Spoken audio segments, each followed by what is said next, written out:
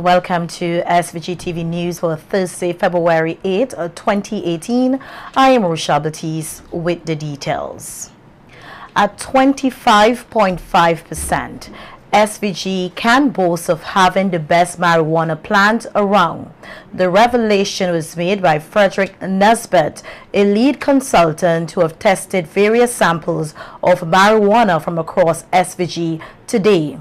The first scientific testing is all part of the government's plan to establish a medical marijuana industry here in SVG. Speaking prior to the testing was Minister of Finance Camilo Gonzalez, who said the testing allows SVG to learn about the local marijuana plant and to create an industry based on science. Because they've done their testing and they know that they have this seed and this market for this product and so on. But what we want to do, in part and parcel of Minister Caesar's insistence that the local community and local farmers and local product be part of this medicinal cannabis industry, is that we want to be able to say definitively what we already have on the ground and then doctors and scientists will be able to tell us what we have and what it is good for. This one may have a particular use for epilepsy, or it may have a particular use for pain relief or appetite, opening up your appetite, or what have you, nausea. We won't know until we test it.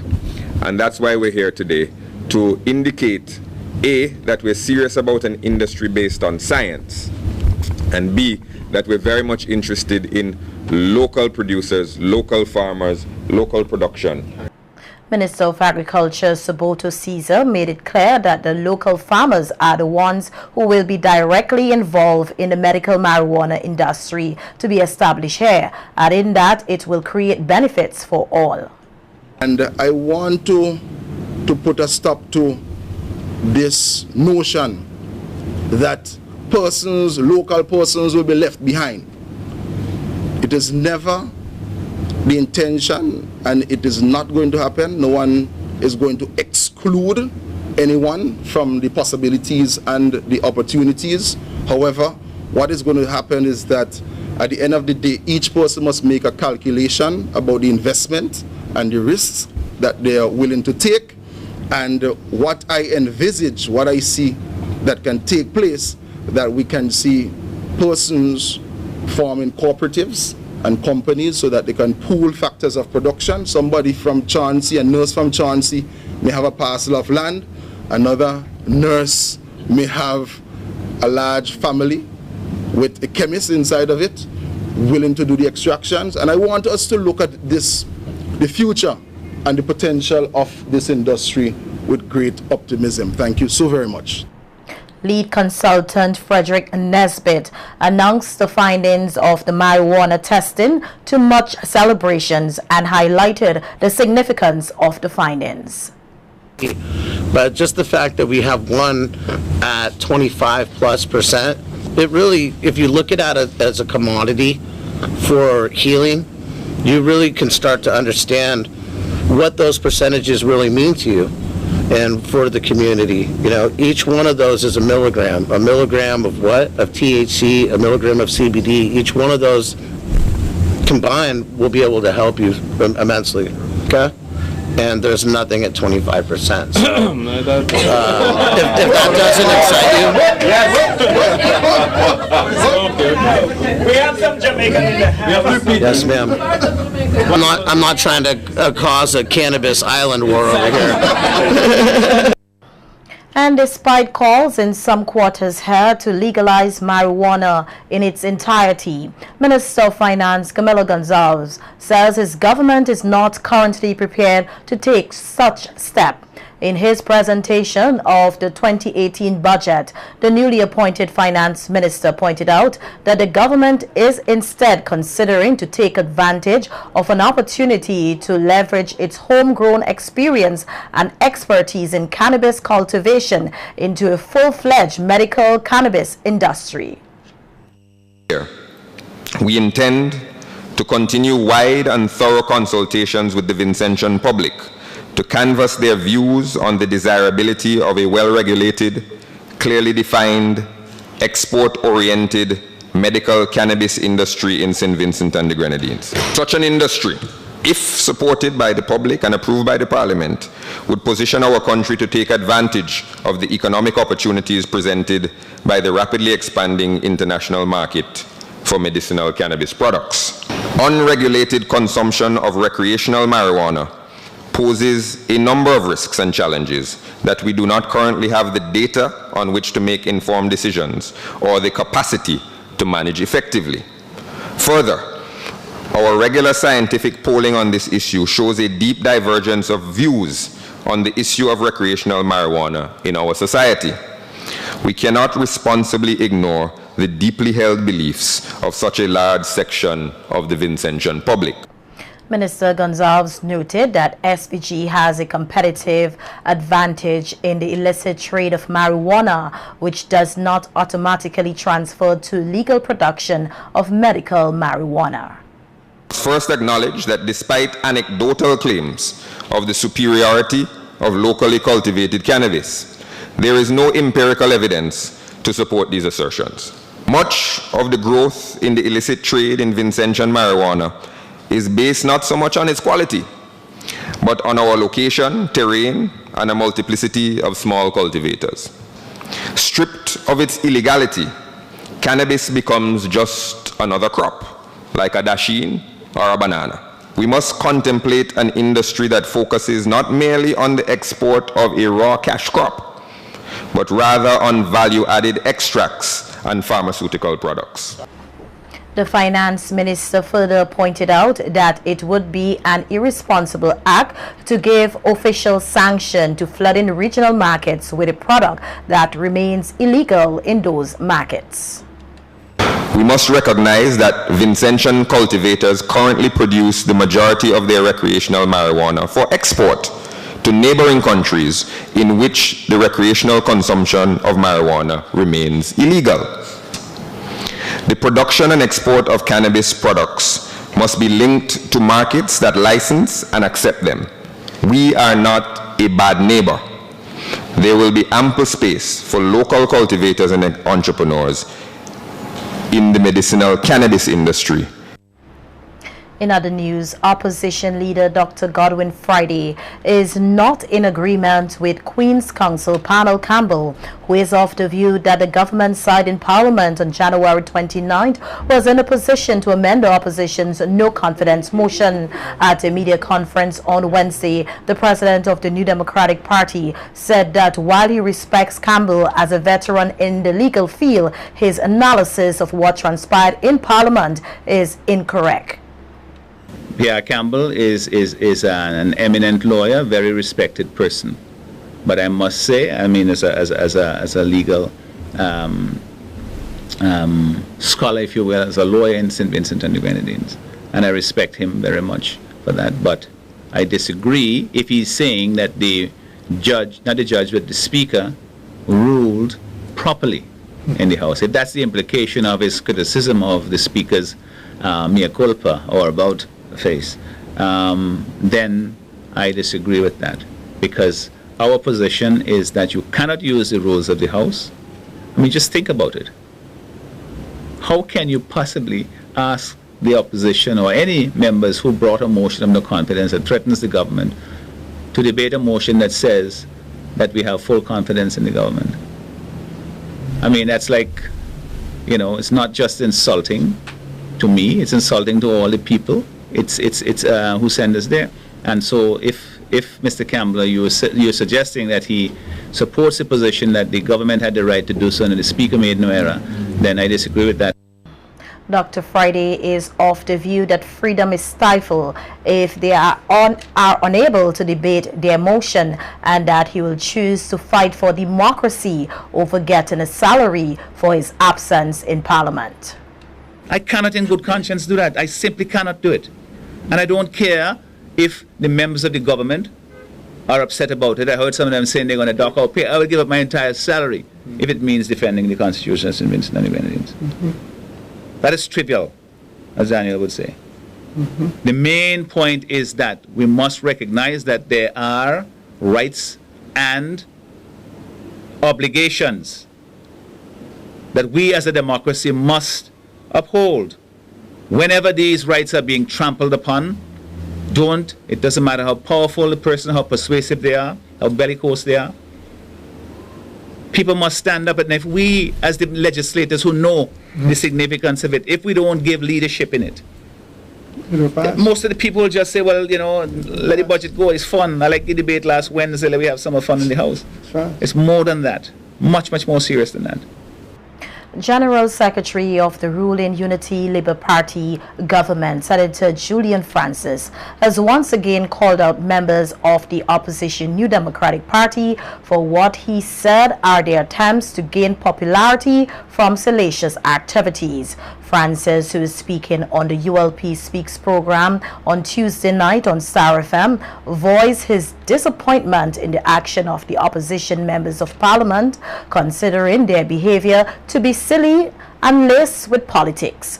Speaking on the issue of their no confidence motion brought against the government, Francis said there have been 5 votes of no confidence that the ULP has won with the majority.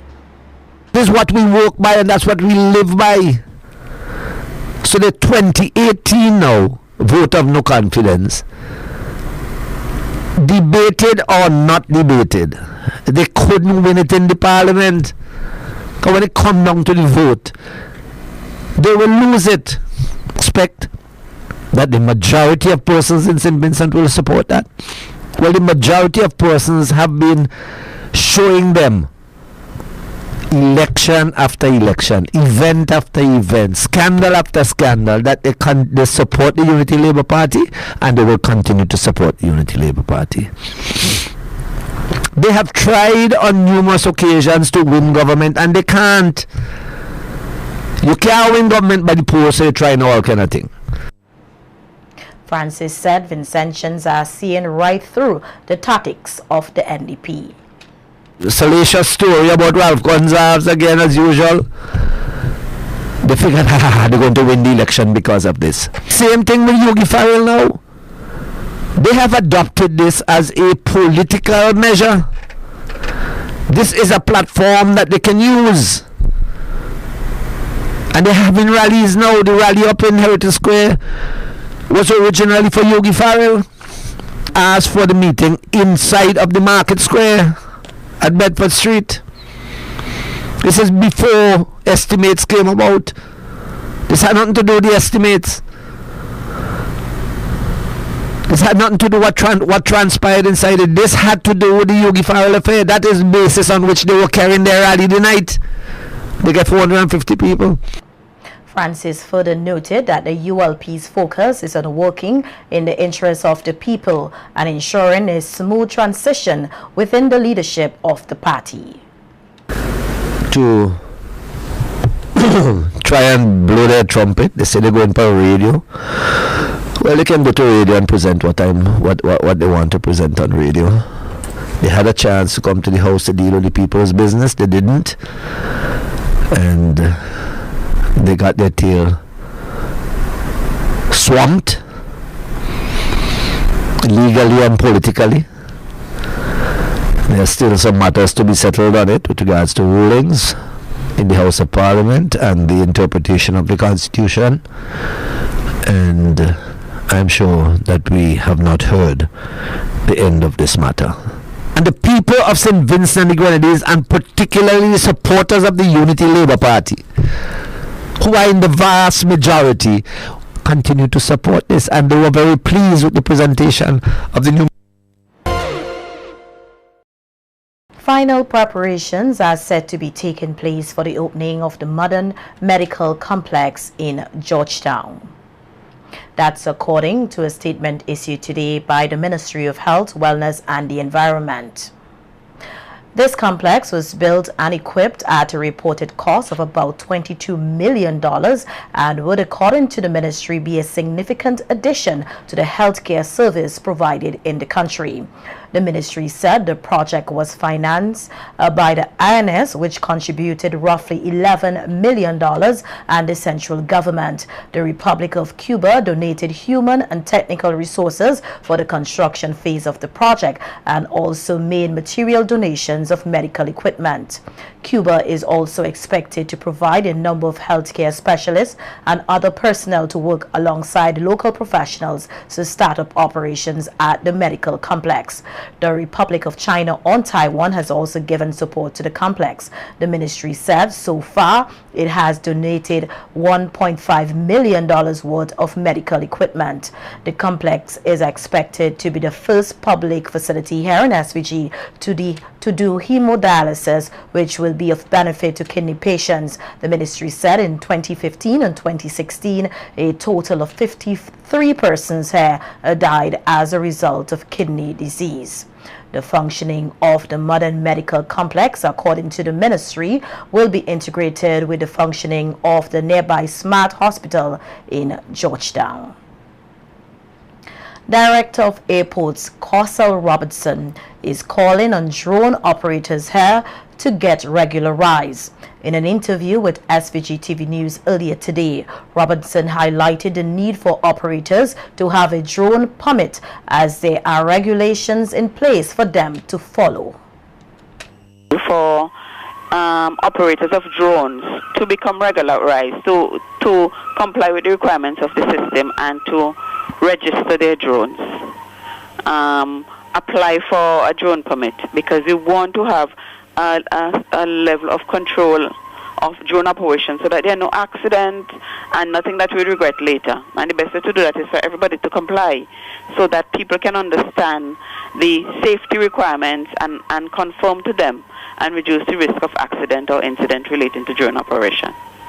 Okay. We have a system in place already. Anybody who wishes to do that may contact our telephone number 458-4011 and they'll be told how they can apply. Robinson highlighted what persons can expect when applying for a permit, noting that drones will be seized at the port if the relevant documents are not presented. Usually, we have a standardized application form that captures the information we need to have in relation to the drone operations. Once you get in touch with us or we become aware of you, we would send you the application form. And that form you put in the technical information on the drone, the type, the operational capabilities, etc. And then we would analyze that. And once you meet all the requirements in that, we'd also need your name, etc. And there is a little, some information we would then need to communicate to you as to what we expect from you and what you can expect from us. And then a permit can be issued. If you're an importer now and you bring in a drone and you do not have a permit, it will be held at the customs. Okay. So we are in the process of sending forms to the customs. We have already done so for the Grenadines, but we were really busy dealing with some other matters. And so we are now in the process of getting forms to the customs locally, so that anybody who comes in with a drone and it's held up, then they can get the form immediately and start the process of getting that permit in order to operate it locally. The Director of Airports makes it clear that the department is not trying to prevent persons from operating drones here. However, one must follow rules and regulations, adding that the department will be conducting training for operators. Yes, we plan to have a training session so that you can understand the issues relating to aviation and security and drone operations. The idea is not to stop people from being able to use drones, but for them to get the information they need to make better decisions and safe decisions in relation to the use of drones.